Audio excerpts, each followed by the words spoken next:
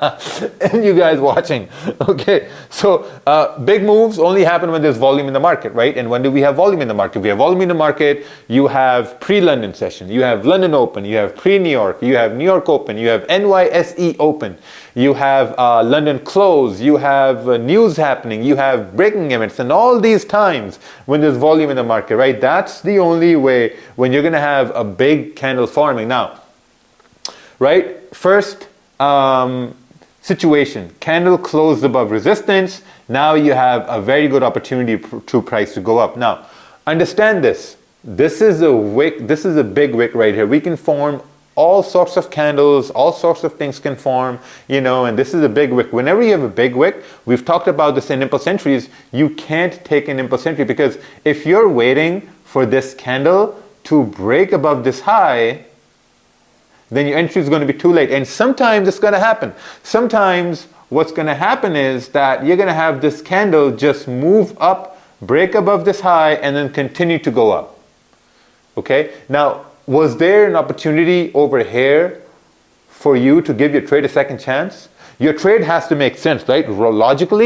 Logically, market structure, the way the candles are printing, they have to make sense. It's not all the time that you're going to have an opportunity to give your trade a second chance. It's not going to happen all the time. Sometimes it's going to happen. Well, I would say most times it's going to happen. I'd say maybe, you know, the probability, maybe 80% of the time, you're going to have an option to give your trade a second chance. The 20% of the time, you're not going to have an opportunity to give your trade a second chance. So this is when you're going to not have an opportunity to give your trade a second chance, because as we mentioned earlier, if this is a 40 pip range and now price has broken above this area, is this a good idea to take a buy at this point? Right? What did we learn in the previous sections? Is this a good idea when price is in the middle of a range? It's not. You know, a better idea would be for price to maybe be closer to this zone so that there's a high probability for it to continue pushing up. This is a situation where it may not work, and I really hope you guys are taking notes.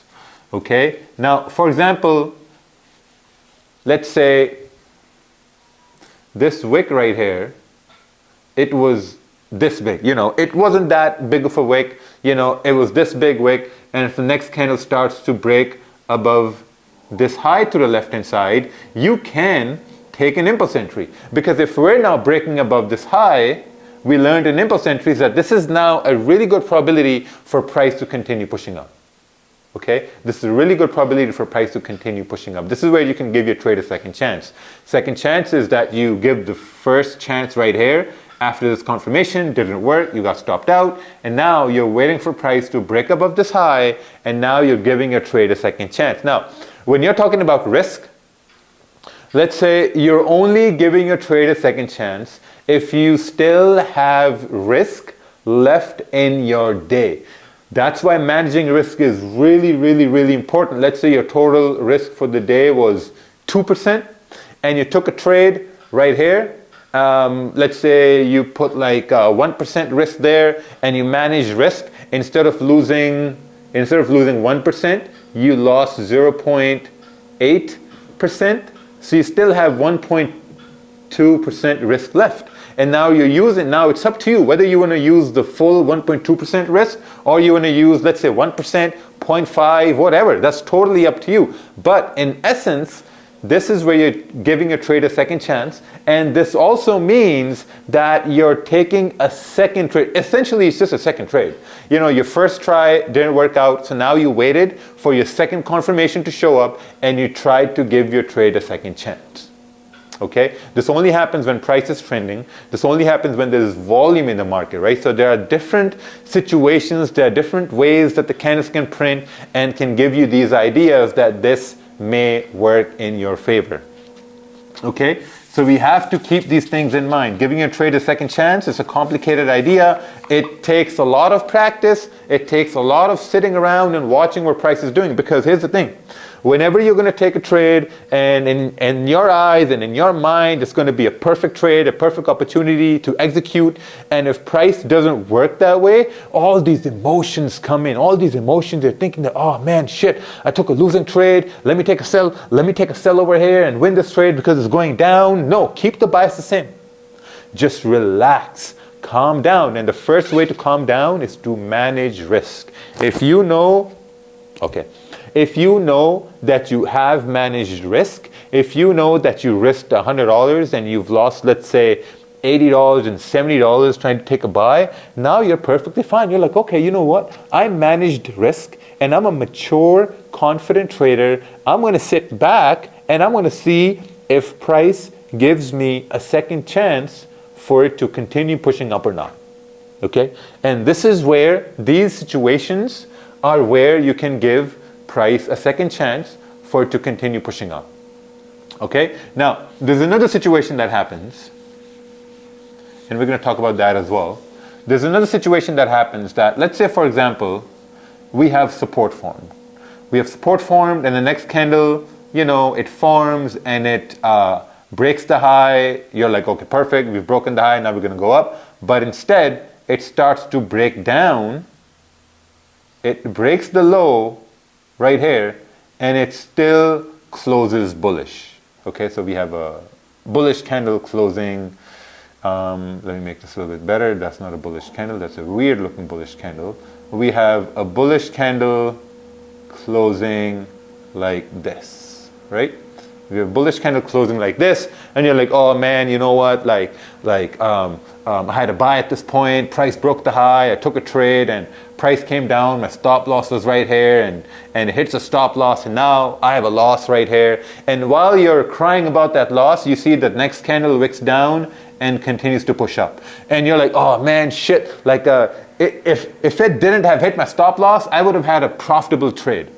Now, just at this moment, a lot of you guys are thinking the same thing that I'm thinking, that okay, if you took a loss right here, and if you managed risk, and also remember, there's always a probability you're going to be able to manage risk. You're not going to be able to manage risk all the time. You're going to be able to manage the risk most of the time, and sometimes you're going to take the full risk on the chin, and that's totally fine to solve our probabilities. Now, you're thinking at this point is that, okay, maybe if this candle broke above this high, we could have taken an impulse entry and given that trade a second chance. And that is exactly what we thought it was going to do. Because now we gave a trade a second chance, and we made some money, or we reduced some of the loss we had over here, or we put the risk that was left from this trade over to this trade, and now it basically worked out. Okay, so these are different scenarios, different things that can happen, and these are things that you notice in the market as you're trading them, because as you're sitting back and watching how price is moving, you're looking at candles, you're looking at the different way the candles are printing, and you're kind of like visualizing where you can see the next candle move, where you can see the next candle go. And once you start to do this for 3 months, 4 months, you start to have an intuition, is what I call, right? This intuition comes over time.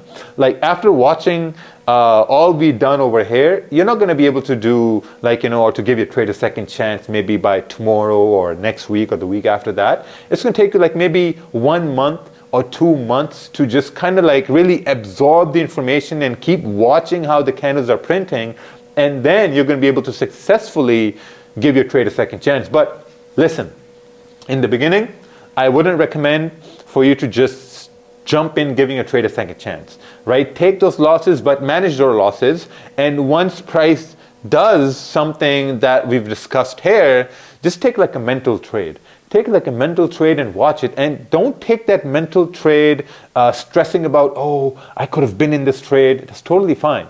That's totally fine, because you're still learning, you're still progressing, you're still adding these tools to your trading arsenal for you to be in profits in future, right?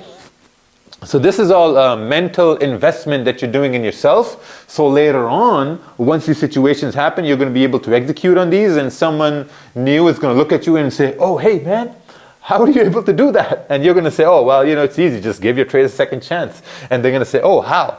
So these situations can also happen. Now, there's another situation that happens all the time, is when, the next candle breaks below the low and just continues to push up. These scenarios are where you can't really give your trade a second chance because there was no confirmation. And always remember, whenever you're giving a trade a second chance, there needs to be a confirmation. There needs to be a logical way where you can execute that trade. Okay? Very, very important. Giving your trades a second chance. And also rewatch this, right? The rules were you have to have the same bias. Don't change your bias. Changing your bias is going to be very, very risky. It's going to be detrimental to your mental health. It's going to be detrimental to your trading psychology as well. Never change your bias. I have a lot of people who can successfully give their trades a second chance. So there are different scenarios that we discussed over here. So what we're going to do now is we will go over how to add risk back to your trade. So we're going to go over that. How to add risk back to your trades.